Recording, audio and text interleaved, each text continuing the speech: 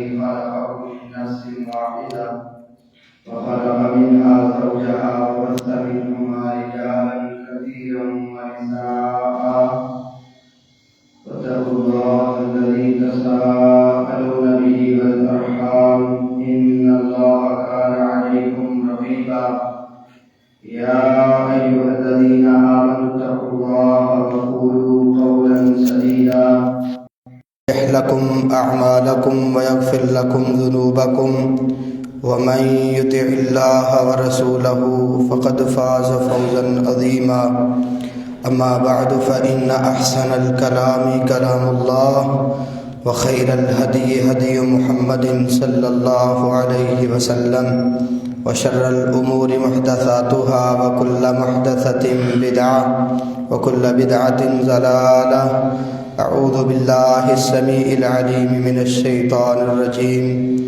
بسم الله الرحمن الرحيم إن الله وملائكته يصلون على النبي يا أيها الذين آمنوا صلوا عليه وسلموا تسليما اللهم صل على محمد وأزواجه وذريته كما صليت على إبراهيم وعلى آل إبراهيم وبارك على محمد وأزواجه وذريته كما باركت على آل إبراهيم إنك حميد مجيد اللهم انفعني بما علمتني وعلمني ما ينفعني وزدني علما اللهم أكرمني من نور الفهم وأخرجني من ظلمات الوهم۔ ہر قسم کی حمد و ثنا اللہ وحدہ لا شریک کے لیے خاص ہے، جو ہم سب کا مالک، رازق، مشکل کشا، حاجت روا، بگڑی بنانے والا، غموں پریشانیوں سے نجات دلانے والا ہے۔ درود و سلام نبیوں کے امام، پاک بازوں کے سردار، نبی آخر الزماں جناب محمد الرسول اللہ صلی اللہ علیہ وآلہ وسلم کی ذات گرامی پہ ہوں۔ محترم حضرات، اللہ رب العالمین نے ہم پر بہت بڑا احسان محمد کریم صلی اللہ علیہ وسلم کی صورت میں کیا ہے۔ اتنا شفیق اور رحیم نبی، جس کو اللہ تعالیٰ نے جہان والوں کے لیے رحمت اور مہربانی کرنے والا بنا کے مبعوث کیا ہے۔ نبی کریم صلی اللہ علیہ وسلم اپنی امت کا بہت زیادہ غم کھایا کرتے تھے، درد رکھتے تھے، اللہ سے التجائیں کرتے، اللہ سے دعائیں کرتے، امت کی فلاح اور امت کی نجات کے لیے، امت کے لیے آسانیاں مانگا کرتے تھے۔ بحیثیت امت ہمیں نبی کریم صلی اللہ علیہ وسلم کی قدر کرنی چاہیے۔ قدر کس طریقے سے ہو سکتی ہے کہ ان کی باتوں کو تسلیم کیا جائے، ان کی اتباع کی جائے، ان سے محبت اور مودت رکھی جائے۔ اسی طرح جب نبی کریم صلی اللہ علیہ وسلم کا ذکر کیا جائے، آپ پر محبت کے ساتھ درود پڑھا جائے، صلاۃ اور سلام اپنا معمول بنایا جائے۔ عبداللہ ابن عمر رضی اللہ عنہما بیان کرتے ہیں، صحیح مسلم کی حدیث ہے، اللہ کے رسول صلی اللہ علیہ وسلم بیٹھے تھے، آپ نے جناب ابراہیم علیہ السلام کا ذکر کیا کہ اللہ کا برگزیدہ پیغمبر ابراہیم علیہ السلام ایک دن اللہ تعالیٰ سے دعا کرتے ہوئے کیا کہتے ہیں؟ رب انہن اضللن کثیرا من الناس فمن تبعنی فانہ منی ومن عصانی فانک غفور رحیم۔ ذکر کر رہے نبی مکرم صلی اللہ علیہ وسلم، کس نبی کا ذکر کیا؟ جناب ابراہیم علیہ السلام کا ذکر کیا۔ کہا کہ ابراہیم علیہ السلام نے اللہ تعالیٰ سے یہ دعا کی، اے اللہ، اے میرے رب، انہن اضللن کثیرا من الناس، ان بتوں نے بہت زیادہ لوگوں کو گمراہ کر دیا ہے، لوگ ان کے پیچھے چل پڑے ہیں، بت پرستی میں پڑے ہوئے۔ فمن تبعنی فإنہ منی، اللہ جو میری پیروی کرتا ہے وہ مجھ سے ہے۔ ومن عصانی فإنک غفور رحیم، اور جو میری نافرمانی کرتا ہے تو بخشنے والا، رحم کرنے والا ہے۔ اس کے بعد جناب عیسیٰ علیہ السلام کا ذکر کیا، سیدنا عیسیٰ علیہ السلام کا ذکر کیا کہ قیامت کے دن اللہ تعالیٰ جناب عیسیٰ سے پوچھیں گے اَأَنْتَ قُلْتَ لِلنَّاسِ اتَّخِذُونِي وَأُمِّيَ إِلَٰهَيْنِ مِن دُونِ اللَّهِ، عیسیٰ کیا تو نے لوگوں سے کہا تھا، تو نے لوگوں کو کہا تھا کہ مجھے اور میری ماں کو الہ بنا لو؟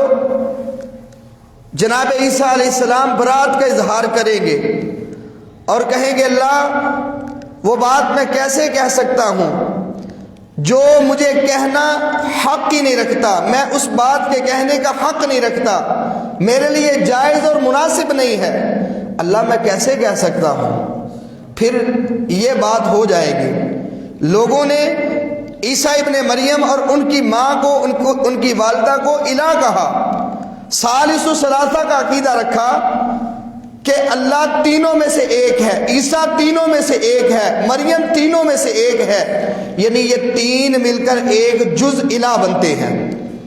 اب اتنا بڑا کفری عقیدہ، عیسیٰ ابن مریم اپنی برات کا اظہار کر دیں گے کہ اللہ میں نے انہیں نہیں کہا، لیکن ساتھ ہی ساتھ یہ بھی کہیں گے ان تعذبہم فانہم عبادک وان تغفر لہم فانک انت العزیز الحکیم، اللہ اگر تو ان کو عذاب دے گا تو تیرے بندے ہیں، اگر تو ان کو بخش دے گا تو غلبے والا، حکمت والا ہے، تو اس سے کسی نے سوال نہیں کرنا۔ اشارہ یہ دیا اللہ ان کو معاف کر دے۔ اب دو برگزیدہ پیغمبروں اور دو برگزیدہ نبیوں کا ذکر کرنے کے بعد اللہ کے رسول صلی اللہ علیہ وسلم نے اپنے دونوں ہاتھوں کو بلند کر لیا، رفع یدی، اپنے دونوں ہاتھوں کو بلند کیا اور ساتھ کہا اللہم امتی، اللہم امتی، اللہ میں تجھ سے اپنی امت کے بارے میں سوال کرتا ہوں، اللہ میری امت، میری امت، اور ساتھ رو رہے ہیں۔ محمد کریم صلی اللہ علیہ وسلم کس کے لیے رو رہے؟ امت کے لیے رو رہے تھے۔ اللہ نے جبریل سے کہا علیہ السلام، جبریل جائے، جا کے محمد صلی اللہ علیہ وسلم سے پوچھیں کہ ما یبکی کا، آپ کیوں رو رہے ہیں، کس چیز نے آپ کو رلا دیا؟ آئے جبریل، آ کے سوال کیا اللہ کے رسول آپ رو کیوں رہے ہیں، کس وجہ سے رو رہے؟ اللہ بھی جانتا تھا، لیکن بیجا محمد صلی اللہ علیہ وسلم کے پاس جا کے پوچھ کے آئیں، آ کے سوال کیا تو نبی صلی اللہ علیہ وسلم کہتے ہیں جبریل امتی، مجھے اپنی امت کی فکر ہے، قیامت کے دن میری امت کے ساتھ کیا بنے گا؟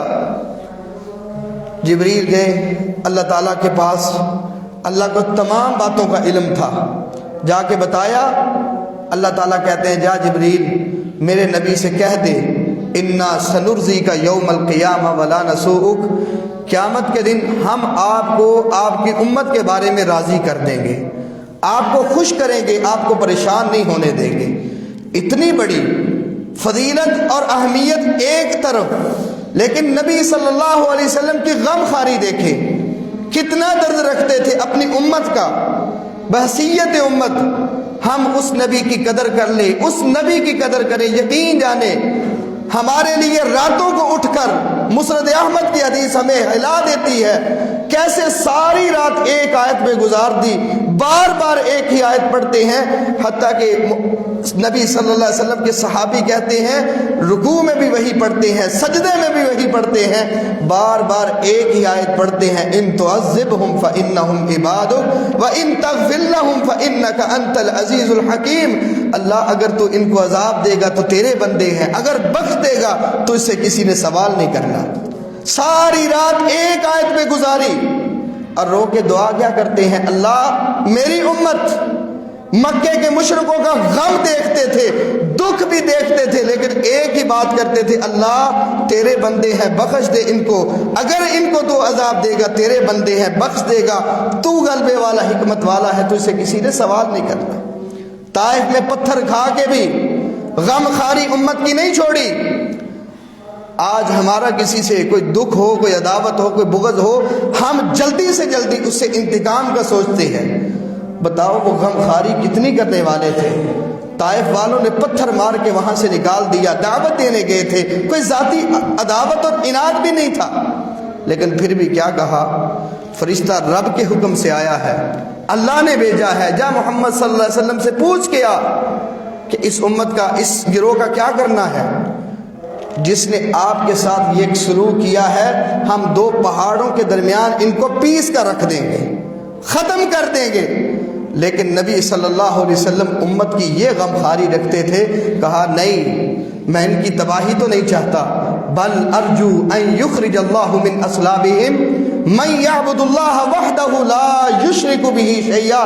بخاری کی حدیث ہے، کہا میں ان کی تباہی نہیں چاہتا، میں تو یہ امید رکھتا ہوں، اللہ سے یہ توقع رکھتا ہوں، اللہ ان کی پشتوں سے ایسے لوگ پیدا کر دے جو اللہ کی عبادت کرنے والے ہوں، رب کے ساتھ شرک نہ کرنے والے ہوں۔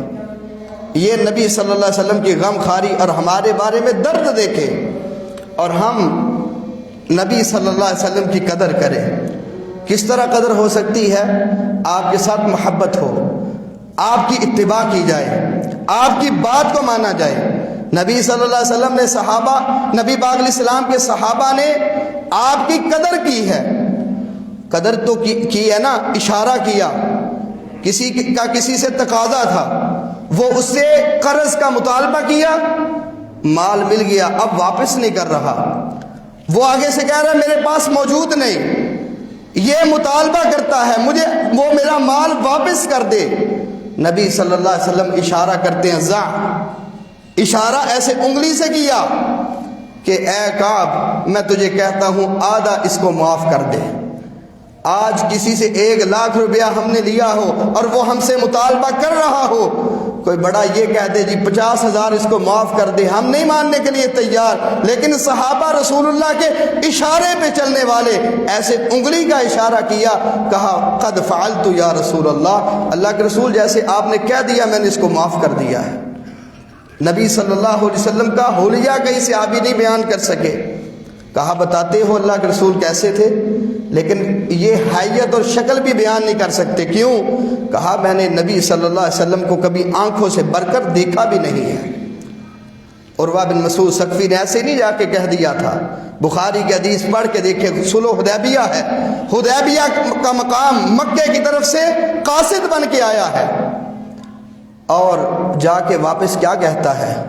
میں صرف اشارہ کر رہا ہوں۔ واپس جا کے یہ کہا مکہ والوں میں نے کیسر کے دربار کو دیکھا ہے، کسرا، دو بڑی سلطنتیں اس وقت کی، کیسر و کسرا، کہا میں ان کے دربار میں گیا ہوں، میں نے نجاشی کا دور بھی دیکھا ہے، لیکن کبھی میں نے ایسے ساتھی کسی کے نہیں دیکھے، ما یؤکر اصحاب محمد محمد صلی اللہ علیہ وسلم، جیسے اصحاب محمد اپنے نبی محمد صلی اللہ علیہ وسلم کی تعظیم کرتے ہیں۔ کہا وہ اشارہ کیا، فوراً مان لیتے تھے، اور اگر وضو کر رہے صحابہ وضو کا پانی نیچے زمین پر نہیں گرنے دیتے تھے، اپنے ہاتھوں کو آگے کر کے اپنے ہاتھوں پہ گراتے اور انہی پانی کو اپنے جسم میں مل لیتے، کیونکہ نبی صلی اللہ علیہ وسلم کے ساتھ جو چیز وابستہ ہو اللہ نے اس میں برکت رکھی ہے۔ صحابہ ایسے کیا کرتے تھے، نبی صلی اللہ علیہ وسلم کا نام سنتے ان کے دل خوش ہو جایا کرتے تھے، آپ کو دیکھنے کے لیے ترستے۔ کوئی صحابی رسول اللہ کے پاس آتا، آ کے کہا اللہ کے رسول آج دل میں یہ خواہش پیدا ہوتی ہے کہ میں اللہ کے نبی کو دیکھوں، گھر سے بھاگا آتا ہوں، آ کے آپ کو دیکھ لیتا ہوں، دل میرا خوش ہو جاتا ہے، لیکن ذکر تو موتی و موتک، لیکن اللہ کے نبی جب دل میں آپ کی موت اور اپنی موت کا خیال آتا ہے کانپ جاتا ہوں کہ میں اگر فوت ہو گیا، رسول اللہ دنیا سے چلے جائیں قیامت کے دن، اگر میں دیکھنا چاہوں تو کیسے دیکھوں گا؟ آپ صلی اللہ علیہ وسلم کے مقام تو اونچے بلند مقامات ہوں گے، اور مجھے پتہ نہیں کون سا مقام ملے گا، میں کیا آپ کو دیکھ سکوں گا یا نہیں دیکھ سکوں گا؟ اللہ نے قرآن کی آیات اتاری، من یطع اللہ والرسول فَأُولَٰئِكَ مَعَ الَّذِينَ أَنْعَمَ اللَّهُ عَلَيْهِمْ مِنَ النَّبِيِّينَ وَالصِّدِّيقِينَ وَالشُّهَدَاءِ وَالصَّالِحِينَ، کہ جو اللہ اور اس کے رسول کی اطاعت کرتے ہیں اللہ ان لوگوں کو نبی کا ساتھ نصیب فرمائے گا۔ ایک بات اطاعت کریں، دوسرا رسول اللہ صلی اللہ علیہ وسلم کی حقیقت میں عزت کریں۔ عزت کیسے ہو سکتی ہے؟ ایک تو مالک رحمہ اللہ، ان کے بارے میں مروزی رحمہ اللہ نے اپنی کتاب قدر السلام میں یہ بات لکھی ہے اور صحیح سند سے ثابت ہے۔ مالک رحمہ اللہ جب حدیث کی مجلس میں بیٹھتے، آج قرآن اور حدیث سنتے ہیں، ہمارے دلوں پہ اثر نہیں کرتا۔ حدیث کا درس دینے والا امام مدینے میں درس دیتا ہے، جب بھی مجلس میں آتا اور حدیث کو پڑھانا چاہتا تھا، اپنا لباس اچھا اور اپنے بالوں کو درست کر کے خوشبو استعمال کر کے آ کے مسرت پر بیٹھتا۔ شاگرد پوچھتا ہے، ابو سلمہ نے سوال کیا، مالک اتنا اہتمام کیوں کرتے ہیں؟ آپ اتنی مشقت کے ساتھ خوشبو استعمال کرتے ہیں اور صاف کپڑے پہنتے ہیں اور اچھے طریقے سے بیٹھتے ہیں۔ کہا اؤکر بہ حدیث رسول اللہ صلی اللہ علیہ وسلم، میں اس طرح رسول اللہ کی حدیث کی توقیر کرتا ہوں۔ صحابہ انہوں نے رسول اللہ صلی اللہ علیہ وسلم کو دیکھا، وہ عزت کرتے تھے، لیکن آج اگر ہم عزت کرنا چاہتے ہیں رسول اللہ صلی اللہ علیہ وسلم کی، تو اس کا طریقہ یہ ہے، ہم آپ کی حدیثوں کو اپنے سینے سے لگا لیں، آپ کے طریقے کو اپنے سینے سے لگا لیں، اپنے سر کا تاج بنا لیں، اور آپ صلی اللہ علیہ وسلم کے ساتھ محبت کا اظہار ایسے بھی کریں کہ جب بھی آپ کا نام آئے ہمارے دل راضی ہو جانے چاہیے اور ہماری زبان صلی اللہ علیہ وسلم، آپ صلی اللہ علیہ وسلم پر درود پڑھنے والی بن جائے۔ ایک طریقہ یہ بھی ہے، ہمارے ایک بھائی نے اشارہ اس بارے میں ہمیں کروایا کہ بعض بھائی نبی صلی اللہ علیہ وسلم کا نام سنتے ہیں لیکن درود میں غفلت کرتے ہیں، اس بارے میں احباب کو توجہ دلائی جائے۔ بہت ہی اچھا یہ نکتہ اور اشارہ ہے، ہم بھی اس کو ضروری سمجھتے ہیں۔ بھائیوں، نبی صلی اللہ علیہ وسلم کا جب نام سنتے ہیں تو ضرور اپنی زبان سے یہ کلمہ صلی اللہ علیہ وسلم کا ادا کیا کریں۔ درود کے مختلف کلمات ہیں، مختلف الفاظ ہیں۔ ایک تو وہ کعب بن عجرہ رضی اللہ عنہ سے مروی ہے کہ نبی صلی اللہ علیہ وسلم جب یہ آیت اتری، ان اللہ وملائکتہ یصلون علی النبی یا ایھا الذین آمنوا صلوا علیہ وسلموا تسلیما، اس سے آپ اس کے اہتمام کو دیکھ سکتے ہیں۔ آیت اتری، اللہ صلاۃ پڑھتا ہے، اس کے فرشتے صلاۃ پڑھتے ہیں، اے ایمان والو تم بھی صلاۃ اور سلام پڑھا کرو۔ صحابی اتنا شوق رکھتے تھے، اللہ کے رسول صلی اللہ علیہ وسلم کے پاس آئے، کہا اللہ کے نبی کیف الصلاۃ علیکم اہل البیت، بخاری کی حدیث ہے، کہا اللہ کے رسول ہم آپ پر کیسے درود پڑھ سکتے ہیں، کیسے صلاۃ بھیجیں، ہمیں طریقہ بتا دیں۔ اللہ نے قرآن نازل کیا ہے کہ اپنے نبی پر صلاۃ اور سلام بھیجیں، سلام کو ہم جانتے ہیں، اللہ کے نبی صلاۃ کا طریقہ بتا دیں۔ تو آپ فرماتے ہیں قولو، تم کہا کرو اللہم صلی علی محمد وعلی آل محمد کما صلیت علی ابراہیم وعلی آل ابراہیم انک حمید مجید، اللہم بارک علی محمد وعلی آل محمد کما بارکت علی ابراہیم وعلی آل ابراہیم انک حمید مجید۔ یہ کلمات سکھائے، یا یہ بھی درود نبی صلی اللہ علیہ وسلم سے صحیح ثابت ہے، بخاری کی حدیث میں نبی صلی اللہ علیہ وسلم نے یہ درود بھی سکھایا، اللہم صلی علی محمد وازواجہ وذریتہ کما صلیت علی آل ابراہیم وبارک علی محمد وازواجہ وذریتہ کما بارکت علی آل ابراہیم انک حمید مجید۔ اس کے علاوہ کئی اور درود جو بخاری اور دیگر صحیح اسناد سے ثابت ہیں، ان میں سے کوئی بھی درود پڑھ لیا جائے، اور یہ جو درود ہے نا بالکل کم الفاظ کے ساتھ صلی اللہ علیہ وسلم، اس میں صلاۃ بھی ہے سلام بھی ہے، اس کو ہم پڑھ سکتے ہیں، جب بھی نام سنیں یہ درود پڑھ سکتے ہیں، یہ تواتر سے ثابت ہے۔ ائمہ محدثین جب بھی لکھتے تھے آپ صلی اللہ علیہ وسلم کا نام آتا تھا مکمل درود لکھتے تھے۔ میں آپ کو یہاں ایک بات کہہ دوں کہ ہمارے بھائی بعض اوقات تحریر لکھتے ہیں، نبی کریم صلی اللہ علیہ وسلم کا نام آیا، اوپر صرف صاد لکھ دیتے ہیں، صرف صاد، یا سلعم صاد لام عین میم مخفف کر دیا۔ بھائیو یہ طریقہ ائمہ محدثین کا نہیں ہے، یہ طریقہ ہمارے لیے نہیں۔ ائمہ محدثین نے صراحت کے ساتھ اپنی کتب میں یہ بات لکھی ہے کہ اس طرح کا اختصار اور اختصار جائز نہیں ہے۔ کیسے؟ جب ضرورت ہوتی تھی ائمہ محدثین کو، کاغذوں کی کمی، قلموں کی کمی اور جو سیاہی تھی اس کی کمی ہوتی تھی، لیکن اس کے باوجود ائمہ محدثین سلف صالحین کی کتب پڑھ کے دیکھیں، ہم مخطوطے دیکھتے ہیں، باقی اختصار کر جاتے ہیں، کئی چیزوں کو اختصار کے ساتھ لکھ لیتے ہیں، لیکن جب بھی نبی کریم صلی اللہ علیہ وسلم کا نام آتا ہے، ہر محدث اپنی اس سیاہی کے ساتھ، اپنے اس قلم کے ساتھ مکمل درود لکھتا صلی اللہ علیہ وسلم۔ ان کو ضرورت تھی، وہ زیادہ احتیاج رکھتے تھے، لیکن اس کے باوجود نبی صلی اللہ علیہ وسلم کے نام میں اختصار نہیں کرتے تھے، درود کے ساتھ اشارہ نہیں دیتے تھے، بلکہ ہم بھی جب نبی صلی اللہ علیہ وسلم کا نام آئے مکمل درود پڑھیں، آپ پر صلات بھی پڑھیں، آپ پر سلام بھی پڑھیں، انشاءاللہ اللہ ہم پر اپنی رحمتوں کا نزول فرمائے گا۔ مسلم کی حدیث ہے، نبی کریم صلی اللہ علیہ وسلم نے فرمایا، من صلی علیہ واحدہ صلی اللہ علیہ عشرہ، جو مجھ پر ایک بار درود بھیجتا ہے اللہ تعالیٰ اس پر 10 رحمتیں نازل فرما دیتے ہیں۔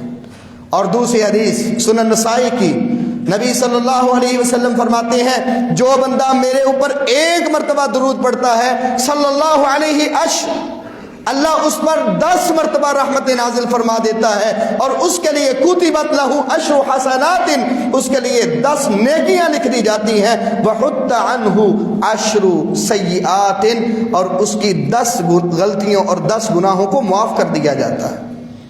ایک مرتبہ درود پڑھا ہے صلی اللہ علیہ وسلم، اپنے ہونٹوں کو جنبش دیا کرے، جب بھی نبی صلی اللہ علیہ وسلم کا نام آئے ہمارا دل بھی موافقت کرتا ہو، زبان بھی، انشاءاللہ اللہ تعالیٰ یہ فضیلتیں ہمیں عطا فرمائے گا۔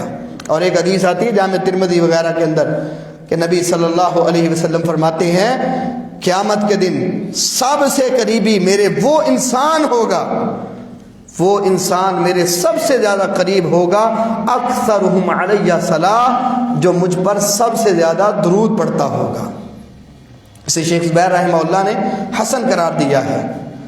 درود کے فضائل کے حوالے سے اور بھی کئی روایات اور بھی کئی آثار ثابت ہیں۔ نبی پاک علیہ السلام نے فرمایا، وہ انسان انتہائی بخیل انسان ہے، انتہائی کنجوس انسان ہے، من ذکرت عندہ فلم یصلی علیہ، جس کے پاس میرا ذکر کیا جائے پھر بھی مجھ پر درود نہیں پڑتا، انتہائی بخیل انسان۔ اور دوسری حدیث سنے، نبی کریم صلی اللہ علیہ وسلم اپنے منبر پر چڑھتے ہیں، آپ نے یہ حدیث پہلے بھی سنی ہوئی ہے، منبر پر چڑھے، ساتھ کہا آمین آمین آمین، 3 مرتبہ یہ کلمہ ادا کیا۔ صحابہ نے جب یہ انداز دیکھا کہ اللہ کے رسول صلی اللہ علیہ وسلم کا یہ عام انداز نہیں ہے، عام اللہ کے نبی ایسا نہیں کہتے، آج کہا ہے، پوچھ لیا اللہ کے رسول آج آپ نے یہ انداز اپنایا ہے، اس سے پہلے کبھی یہ انداز نہیں اپنایا؟ تو نبی صلی اللہ علیہ وسلم کہتے ہیں، میرے پاس جبریل آئے اور انہوں نے مجھے 3 باتیں کہی ہیں۔ ایک یہ کہا کہ اے محمد صلی اللہ علیہ وسلم، جس کے والدین بوڑھے ہوں، ان میں سے ایک ہو یا دونوں ہوں، وہ اپنے والدین کی قدر کر کے اللہ سے جنت حاصل نہ کر سکا، اللہ اس بندے کو اپنی رحمت سے دور کر دے۔ جبریل نے یہ دعا کی، میں نے کہا آمین، اللہ اس کی دعا کو قبول فرما لے۔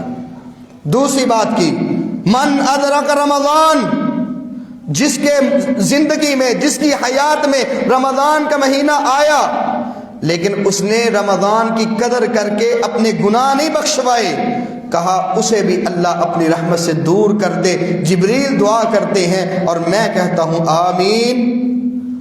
اور تیسرا کہا، اے محمد صلی اللہ علیہ وسلم، جس آدمی کے سامنے آپ کا ذکر ہو، آپ کا نام ذکر کیا جائے لیکن آپ پر درود نہیں پڑتا، اللہ اسے بھی اپنی رحمت سے دور کر دے۔ میں نے کہا آمین۔ انتہائی بخیل انسان ہے وہ۔ ہم بھائیوں بخیلوں سے نہ بنیں، ہمارے اندر یہ بخل نہیں آنا چاہیے جس کے اندر یہ بخل آ جاتا ہے وہ انسان رحمت سے دور ہوتا جاتا ہے. جس کے دل میں یہ بخل آتا ہے وہ انسان اللہ کی نوازشوں سے دور ہوتا جاتا ہے. اور مسند احمد کی ایک صحیح حدیث سنیں. نبی کریم صلی اللہ علیہ وسلم فرماتے ہیں کچھ لوگ کسی مجلس میں بیٹھتے ہیں, کسی جگہ پہ بیٹھے, لوگ چند بیٹھے ہوئے گفتگو کر رہے, ذکر نہیں کرتے, ویسے دنیا کی باتیں کی, گپے ہانکتے رہے, لیکن اللہ کا ذکر نہیں کیا. وَلَمْ يُصَلُّونَ عَلَى النَّبِي, اور نبی پر درود نہیں پڑھتے. ایک مجلس لگی ہوئی, اللہ کا ذکر نہیں کیا, نبی کا نام آیا, ذکر درود نہیں پڑھا. کہا یہ ساری کی ساری مجلسیں, ساری کی ساری محفلیں قیامت کے دن حسرت کی باعث بنے گی. حسرت ہوگی, یا ویلتا, انسان کی زبان پر حسرت ہے, کاش کہ میں نے اللہ کا ذکر کیا ہوتا. اتنی میں نے لمبی گفتگو اور مجلس بنا لی لیکن ذکر نہیں کر سکا, میں نبی پر درود نہیں پڑھ سکا. کہا قیامت کے دن حسرت تیرا.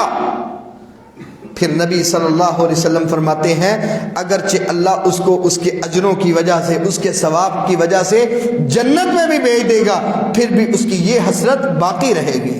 کاش کہ میری محفلیں درود کے ساتھ تر و تازہ ہوتی, درود پڑھتا ہوتا اور اس طرح اللہ کا ذکر کرنے والا بنتا. درود اپنی زندگی کا اثر بنا لیں, اس کے ساتھ رحمتیں اترتی ہیں. باقی اس کے حوالے سے ایک روایت آتی ہے ابی ابن کعب رضی اللہ عنہ سے, پوچھا اللہ کے نبی کتنا درود پڑھوں دعا میں؟ کہا دعا ایسے کر, تو اس کا اتنا حصہ درود کا پڑھ لے, باقی دعا کر لے. کہا اگر اس سے زیادہ کر دوں؟ آخر کر کہا اگر تو ساری دعا میں درود ہی پڑھتا رہے اذن تکفا ہمک, کہا اللہ تعالیٰ تیرے سارے ارادوں کو پورا فرما دے گا, اللہ تیرے گناہوں کو معاف کر دے گا. یہ روایت ہماری تحقیق کے مطابق صحیح ثابت نہیں, اگرچہ شیخ البانی رحمہ اللہ نے اس کو حسن قرار دیا ہے, لیکن اس سے ملتی جلتی حدیث صحیح سند سے ثابت ہے. اس میں یہ ہے, عبداللہ ابن مسعود اس کے راوی ہیں, نبی کریم صلی اللہ علیہ وسلم نے دیکھا پہلے اللہ کا ذکر کیا, حمد ذکر کی, اس کے بعد درود کیا, درود پڑھا, اور اس کے بعد دعائیں کی, تو نبی صلی اللہ علیہ وسلم فرماتے ہیں سل تعطا, سل تعطا, تو نے رب کی حمد بھی بیان کی ہے, مجھ پر درود بھی پڑھا ہے, اب جو بھی مانگے گا تجھے عطا کر دیا جائے گا. یہ ایک اچھا انداز ہے دعا کا کہ سب سے پہلے اللہ کی تعریف کریں, دوسرا نبی کریم صلی اللہ علیہ وسلم پر درود پڑھیں, پھر اپنے لیے دعائیں کریں. انشاءاللہ انسان کی اللہ دعا کو قبول فرما لیتا ہے. باقی ایک روایت آتی ہے کہ جو بندہ درود نہیں پڑھتا اس کی دعا لٹک جاتی ہے, اس کی دعا بلند نہیں کی جاتی. یہ بھی روایت صحیح سند سے ثابت نہیں. اہمیت آپ سن چکے ہیں, اس کے علاوہ بھی اہمیت کی کئی اور صحیح احادیث موجود ہیں, لیکن یہ بات ثابت نہیں ہے.